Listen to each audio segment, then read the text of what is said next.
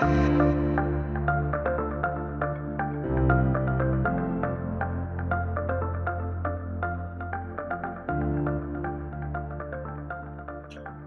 everyone, Sam Olson here, occupational therapist with Persist Therapy in partnership with Cultivate Mankato, presenting today on integrating sensory into infant and toddler classrooms. Let's go ahead and get started. All right, so today I'm hoping that we cover and that you feel more comfortable when it comes to sensory in your classroom. So I'm hoping to help you to better understand what over or under stimulation looks like within your toddler and infant classrooms.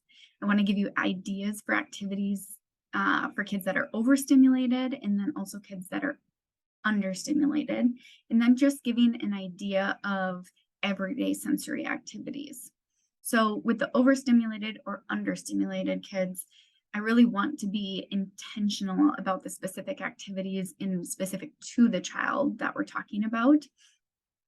Whereas the goal, as with everyday sensory activities, that these are just things that you can do every day in your classroom to really help develop and facilitate growth and also better understanding of a child's sensory system. The earlier we do this, the better. So it's super important for infants and toddlers, even though we might not always think about sensory systems of infants and toddlers. So the first thing that I wanted to start off with is, how do we recognize overstimulation and understimulation in toddlers, and then overstimulation and understimulation in infants? So the sensory system can be so complex and so difficult to understand. And sometimes what looks like overstimulation or understimulation might be the opposite. And so it can be kind of tricky to figure out specifically what this may look like. So I'm just hoping to help you to better understand this a little bit. So recognizing overstimulation specifically in toddlers. So this is what you might see from children. And if we think back to those sensory profiles that we talked about in the first presentation, these are the children that might be kind of craving sensory. They're overstimulated because they are craving some sensory input. So these are the kids that are showing excessive movement. They just cannot sit still. Now, I want to pause for a second and remind you that these are toddlers, right? So they do need movement. But I'm sure that you can all think of a child in your classroom, or maybe a child that you've had or known in the past, that it's just a little bit more than the other kids, or than what you would expect, right? So you have to sometimes discern between sensory needs versus just age appropriate toddler needs. So keep that in mind. So excessive movement, though, they can't sit still. So these are the kids that are probably running and jumping and crashing into things constantly. It's hard for them to keep their bodies still really during any type of seated activity. You know, nothing really meets that sensory threshold, and they're just always needing that movement. They might also have very intense movements. So their movements might be really big, really long, so of long duration. They might be very hard or intense, more so than you would expect for a toddler. Their movements might also be very fast. They might kind of seem as if they have no purpose. They might be really impulsive or reactive. And sometimes those fast movements can also look really clumsy. And the clumsiness could really be a sensory motor aspect. They're also the kids that are making a lot of noise. They might have a loud voice. They might be using toys to make a lot of noise. They might be kind of trying to amp up their peers in the classroom to make a lot of noise. They just want noise, noise, and more noise. Like I said earlier, they really can't focus or attend to any type of activity, any type of task that they're given that requires a little bit more focus and intention. They might be the kids that are just looking around the room or distracted. So, you know, maybe you're you're doing story time and they're completely facing in the opposite direction, or they are just really not able to attend to the activity that you're doing and they are just um, reactive to every noise, every movement, even just objects in the room that may be really distracting them.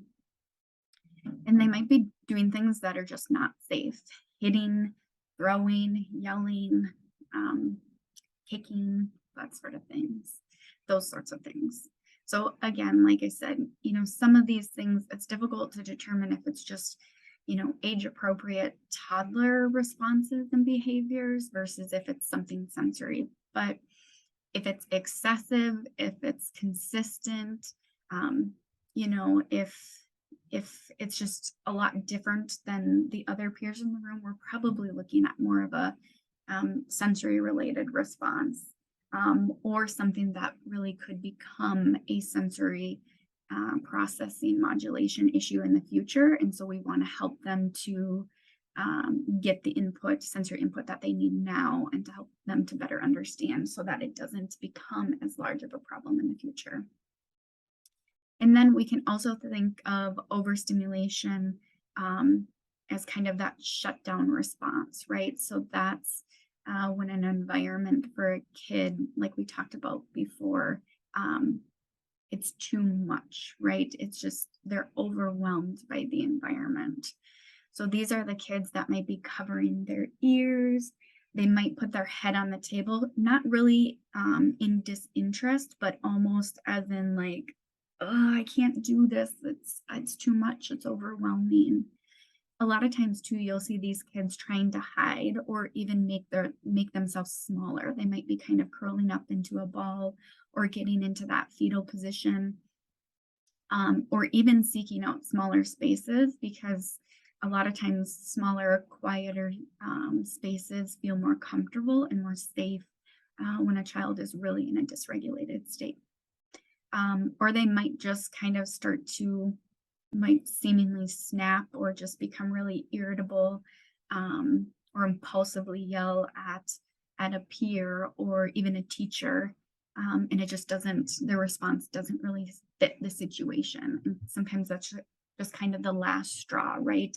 There Everything's kind of been building up, and then boom, it all comes crashing down. So that's what to think about with toddlers.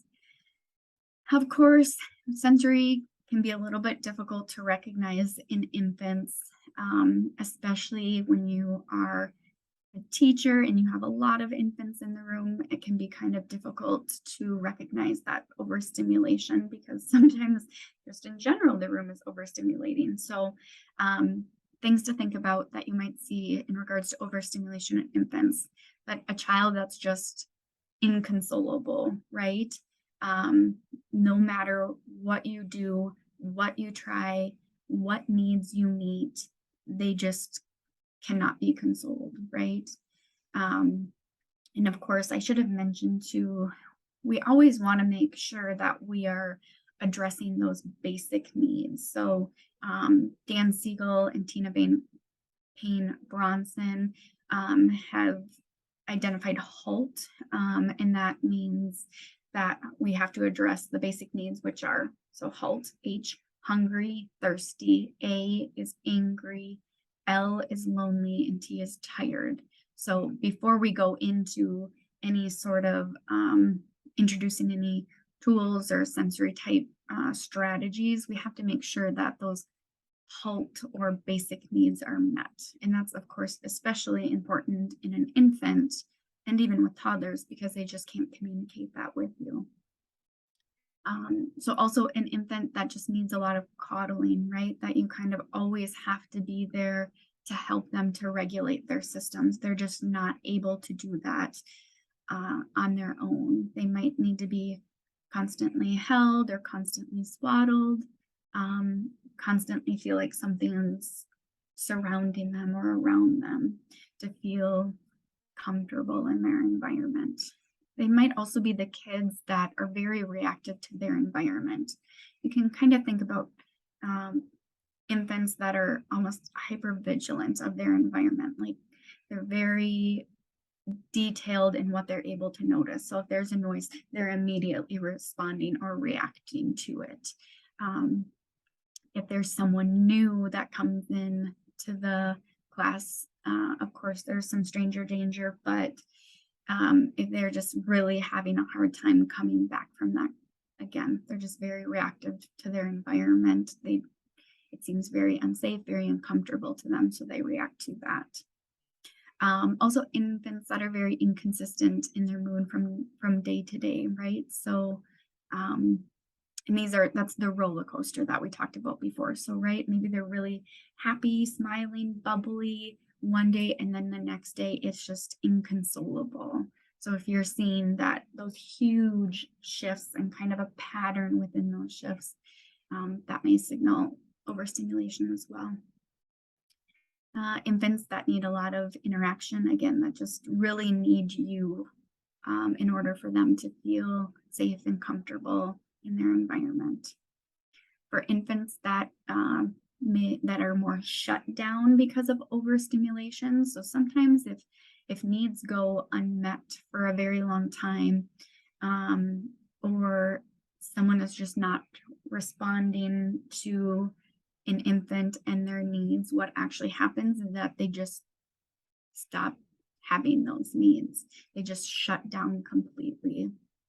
So those are the infants that you see that just don't explore their environment at all. They don't explore, they don't respond to, they don't react to anything within their environment.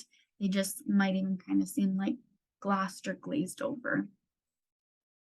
All right. So as far as understimulation now, so it's important to keep in mind before we jump into these things that there might be other reasons that a toddler or a child is showing understimulation, right? It might be that they're just tired for the day. Maybe they've been sick. Maybe they are kind of going through a little growth spurt, so they're not sleeping very well. Maybe they're just genuinely not interested in the activity. It's not something that they're interested or engaged in. The information might be above their level, or they just don't quite have the core or trunk strength in order to be able to engage and intent and participate in an activity. So, if you're seeing things kind of inconsistently, or that, they're tired, they're tired, this probably isn't really a sensory need, then there's a different reason for it. But if you're seeing these things consistently on that day-to-day basis, or there's kind of a pattern with it, then there might be more of a sensory related need. So just keep those things in mind, right? So what you might see is that they're just disinterested, they're disengaged, their head might be down on the table, and this time it's not as the environment is too much, so I'm trying to cover myself, but it's like right, I don't care, I don't, whatever. They might not be paying attention at all. They can't follow directions, and that's because they miss them in general. They didn't hear you. They just completely missed that conversation. Yawning or tired. And again, this might be because they are tired, but if you're seeing that and you're like, oh, they had a good nap today, or they seem to be sleeping fine, that could just be that sign of understimulation. They're draping themselves over chairs and furniture, so they might be the kids that instead of sitting when you're doing carpet time or morning meeting, that they're laying down instead of sitting consistently. Or they might, even in their chair, just kind of be off to one side, or kind of throwing themselves over the back of the chair, whatever that looks like. Or just in general, they're missing information from their environment, right? They're the kids that you have to call their name 5, 6 times and they still miss it. And ultimately, the only way to get their attention is to get on eye level, or even give a tactile cue and kind of tap their shoulders. So those are understimulated toddlers. Um, when it when it comes to infants, we don't necessarily see um, understimulation in infants. Our goal really with infants isn't to give them a ton of sensory or overstimulation, right? They're just trying to figure out the basics. Infants, babies are. They're trying to figure out and get the pattern of eat, sleep, and do their potty poop business, right? So um, we're not really thinking about ways to help overstimulate infants. We just want to give them the appropriate amounts of stimulation. Most likely babies aren't really getting bored or having understimulation. If anything, their environments are usually just too much for them. So that's why that's not included. So now I want to get into specific sensory activities that we can do for overstimulated toddlers.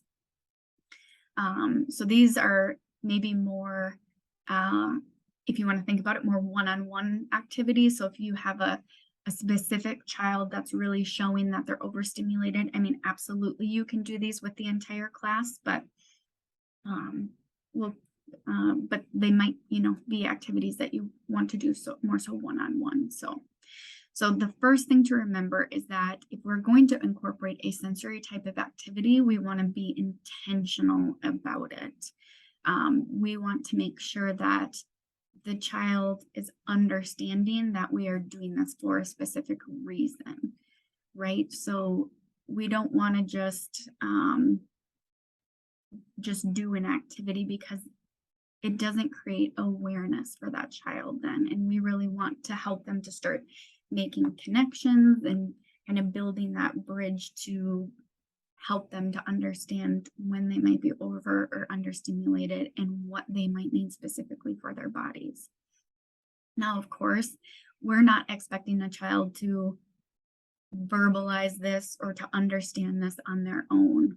Definitely not. We are just hoping to help form these connections early on so that it doesn't become difficult or you know that this is becoming a consistent problem for them later on. We're helping to set like a very solid foundation, which is so important at that infant and toddler stage for sensory in the future.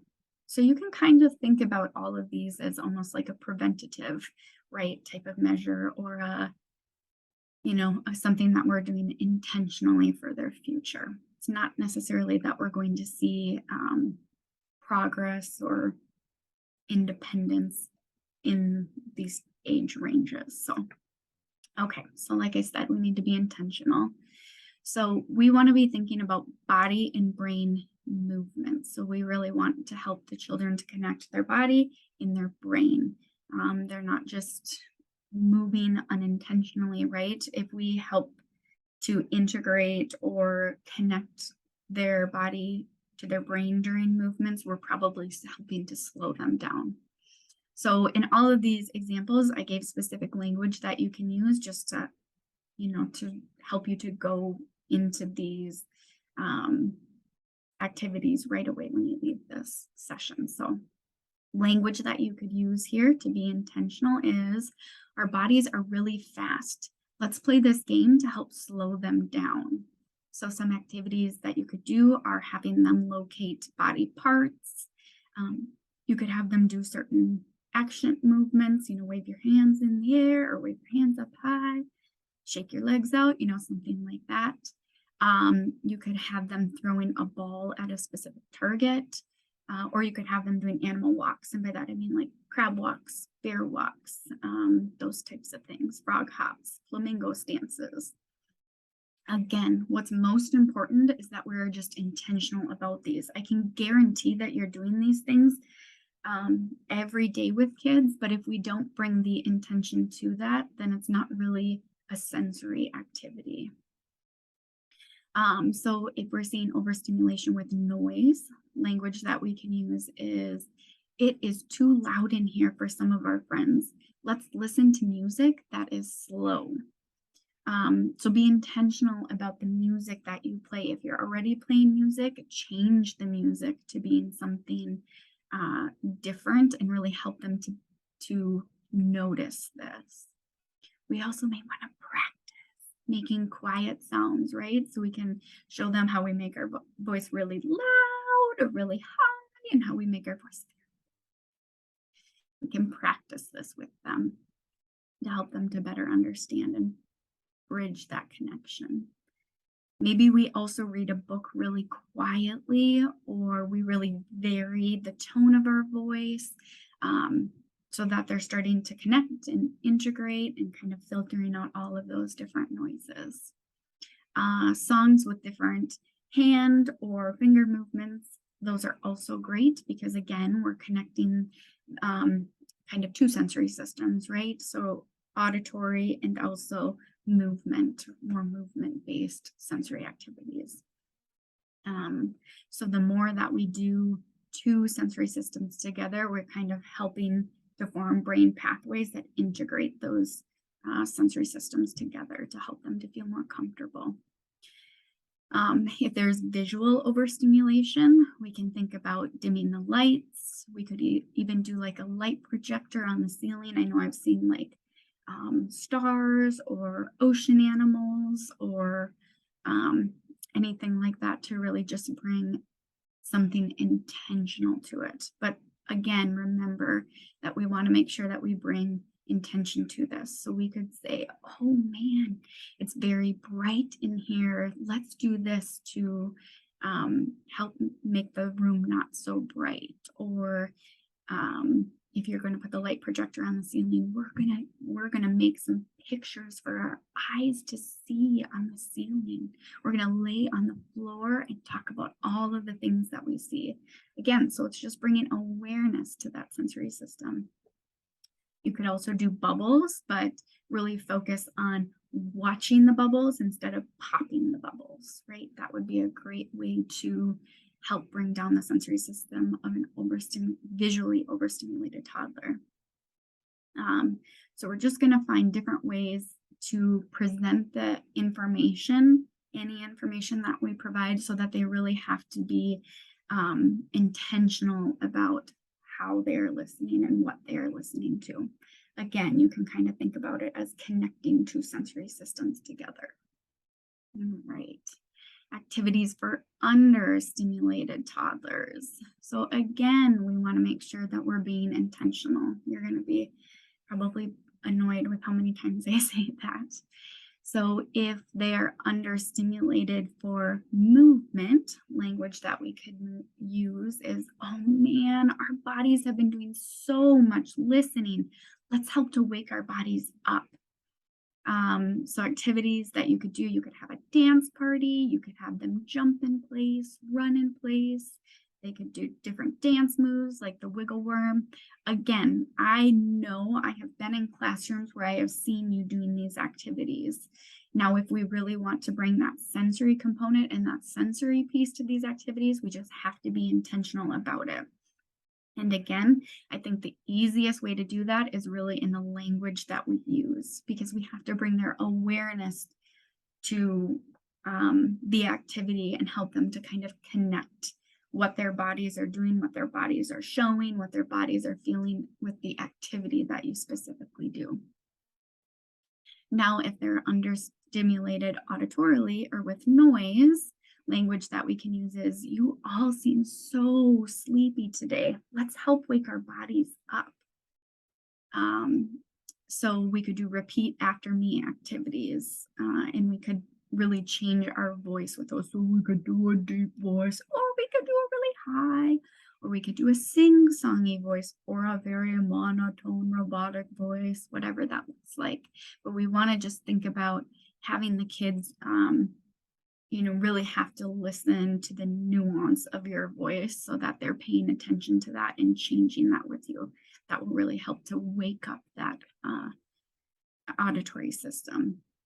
You could also do some really fast-paced dance type music, right? And again, be intentional about it and why you're using that music.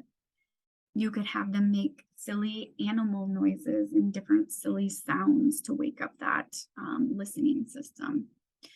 So, for example, if you're doing an activity and it just seems like no one is listening, and it's not necessarily that they're making their own noise, but maybe they're just kind of like in a la la land and not paying attention to it. You could do these things to really help wake up their ability to listen and attend and hear what you're saying. And then, of course, if they're understimulated visually, we could open the shades. We could use bright colors, so even if we're um, doing an activity, we're picking out really bright colored paper or bright colored um, toys, whatever that is.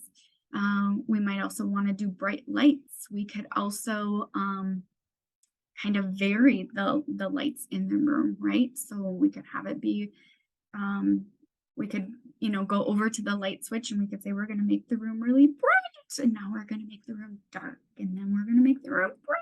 And now we'll make the room dark. Again, when we vary things, when we change the consistency, when we keep kids curious and guessing and just kind of unpredictable, it really helps keep their sensory system stimulated because they're just not quite sure what to expect, when to expect it, how to expect it.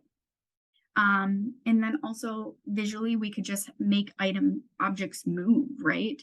So bubbles, like we talked about before, they're kind of slower and how they move. And so that's why we would want to use those for overstimulation.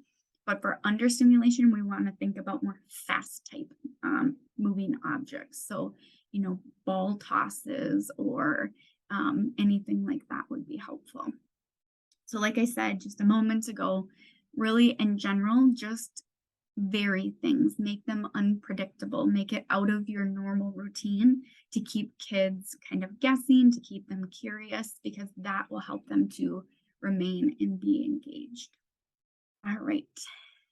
So now we're going to talk about activities for overstimulated infants. So when babies are overwhelmed or overstimulated, our first line of defense, like we talked about before, is checking the basic, those halt type items. If all that is good, we want to work on creating calm, comfortable, womb-like environments. Babies are already taking in so much information that the more predictable we can make something for them, the safer and more comfortable it feels for them. So all of these things most likely already come naturally to them. So really the largest takeaway is that we want to create safety through consistency and rhythm. And a lot of times that means with our voice, our movements, and also the visual environment that we create. So again, we want to be intentional about it. So not necessarily like with our toddlers where we're talking about it and we're giving them the language. We maybe want to think about being more intentional for ourselves about what we're doing for an overstimulated infant. And we can talk to them about this. We can tell them about it. We can narrate that for them. But the language piece probably isn't as important as it is with toddlers. So all right, so for movements, we want to make sure that they're rhythmic, repetitive, and linear. And when I say linear, I mean that movements can be either front to back, kind of like more of a rocking chair motion, or they could also be side to side, so kind of more rocking this way. And think about different ways of positioning too, right? So we can think about changing up that position to figure out how they most prefer to be, right? Maybe it's on their right side, maybe it's on their left side, maybe it's on their back, maybe it's on their tummy, maybe it's on a wedge. Just kind of trying different type of movements and patterns of movements and positions to figure out how we can help to calm that system. And the more, we do these things naturally, but I don't think we necessarily always are intentional about it, right? So we don't think, okay, I'm going to try rocking front to back to see if that helps. Give it a few minutes, see if that's helping. Okay, no, it's not. Now I'm going to try that side to side movement. So just almost kind of going through a checklist in your head of what I've tried and what I haven't tried and what's working, what's not working. Noise, we want to decrease the amount of noise if we're able at all. So thinking about, what type of background noise is is in the environment, right? If there's a lot of unpredictable noises, we want to make sure to really reduce those. We want to create predictability. White noise, rainfalls, lullabies. The reason that noisemakers have all of those things is because it's consistent and it's predictable, right? So while we might really like to play certain music in our room for our own sensory systems, it might not always be great for infants. And that doesn't mean that we never use it. Please don't think I'm saying that. I'm just wanting you to think about if we're really seeing a lot of overstimulation with the infants in general or a specific infant, we might really need to change that up so that we are helping to create a more comfortable environment for them. So visually, we want to work on creating a dark and consistent visual space, right? So we want to make sure that um, that the light isn't always changing. And we could even think about that as like shadows on the wall or headlights coming into the room. Or even, in the space that we have at Cultivate, um, feet going by, people going by, bikes going by, that could be very overstimulating to a toddler that's already very overstimulated. We want to focus on white, black, and red colors. Those are very comfortable, safe, stimulating but not overstimulating colors for infants. We want to be mindful of the scents that we wear and the scents in the room and how they might impact a developing system. Touch, soft, soothing, predictable touch. Deeper and consistent pressure is usually more helpful for overstimulation as opposed to kind of that light, more tingly type pressure that we give. Sometimes you might want to do squeezies or compressions, and that would just be like light, not super light, but not super hard, medium pressure that we would want to give just to their arms, legs. We could even think about doing kind of an infant massage. Again, we want that to be predictable for them, so we don't want to be jumping all over the place. And then just making sure that we're using ourselves as a calming tool, right? Which can be so hard, but when we are having all of this sensory information coming at us within the room, it can be very hard for us to regulate ourselves. So it's important that we figure out our own sensory systems too, and how to figure out what's regulating to us so that we can be well regulated for the infants, because they feed off of that. They sense all of that, as you are all very well aware. All right, so now I just wanted to talk about everyday sensory in the classroom for toddlers. So again, we kind of talked about all of this a little bit. So I'll go through these pretty quickly, but these are just things you can incorporate every day, right? So the things that we were talking about previously were maybe more specific, one-on-one, very intentional things that you're doing specifically for a sensory system. These types of activities that I'm going to be talking about are just everyday sensory things that we can do for all of the kids, right? To kind of help meet all of the different sensory needs and help them to, just really kind of come into their sensory system, if that makes sense. I want to stress the importance that we don't have to make big, elaborate plans that require, a ton of planning and preparation. We want things to be really, really easy. So here are some examples. So for movement, we can do animal walks. We could have specific action movements that we do. Maybe we even want to have pictures of these that we can show. We can make sure that kids are getting in and out of different positions. They could be a dead bug on their back, on their tummy. They could be a snake or a lizard. When they're crawling, we could have them go through the tunnel. Kneeling, you could put magnets on the wall and, position them in a way that they have to kneel instead of stand or sit. Of course, yoga poses are great too. For auditory and hearing, we want to identify or introduce different noises and have them identify them, right? So that they're really being able to discriminate what type of sounds that they are hearing. We can do animal noises. We can have kids move their body to the intensity of the music that we're playing. We can go on a nature walk and have them identify all of the different sounds that they are hearing.